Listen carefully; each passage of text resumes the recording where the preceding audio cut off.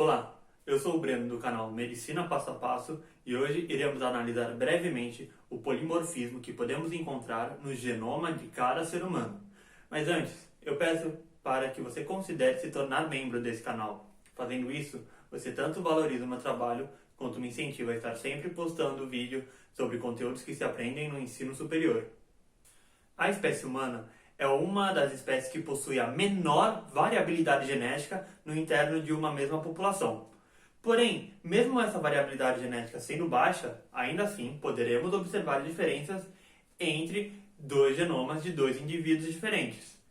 Essas diferenças podem ser definidas benignas quando não causam alteração do fenotipo de forma patológica ou quando elas mais raramente são vantajosas.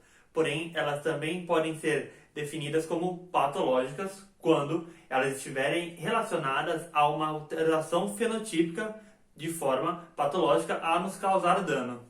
Essas variações também podem possuir diversos tamanhos, sendo consideradas pequenas se elas variarem de uma base nitrogenada até algumas centenas de bases, e sendo consideradas grandes se elas variarem de centenas de bases nitrogenadas até milhões de bases.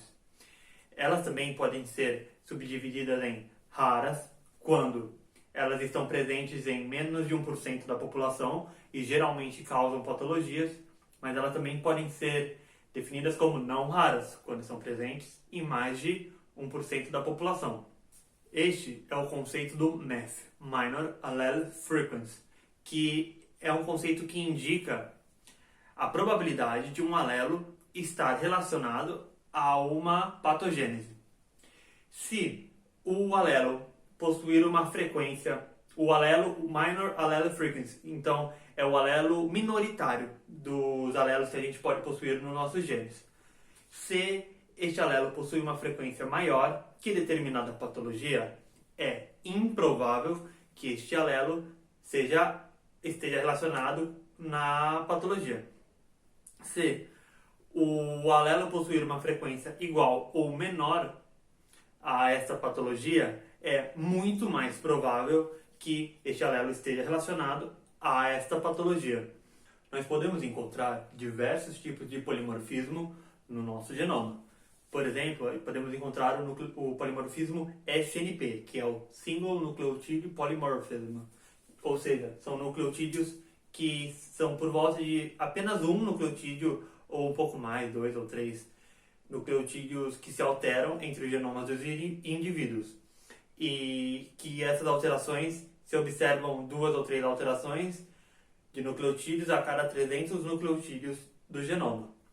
A gente pode encontrar também o polimorfismo indel, que significa inserções e deleções de um único nucleotídeo no genoma.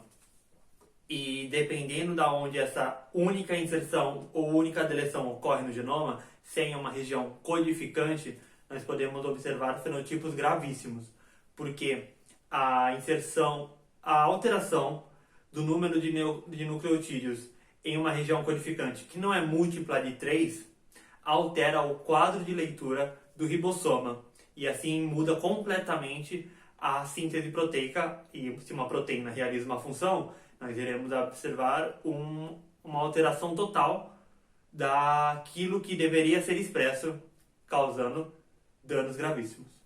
Polimorfismos também podem ser encontrados nas regiões satélites, mini-satélites ou microsatélites, que, como já analisamos em outras aulas, elas são sequências que, por causa da sua tamanha especificidade, ou seja, polimorfismo, podem servir como uma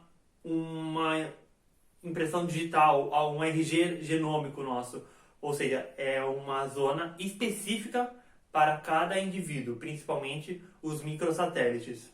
12% do nosso genoma é composto por sequências denominadas CNV, cópias de nucleotídeos variados, e elas podem variar, então, o tamanho dessa sequência de 1000 bases até mesmo 1 milhão de bases. Elas estão encontradas ou duplicadas ou deletadas. E essa ou duplicação ou deleção causam também uma variabilidade genética entre os indivíduos. Essas sequências vêm evidenciadas através de técnica que eu irei explicar melhor em outras aulas, se chama o Array CGH.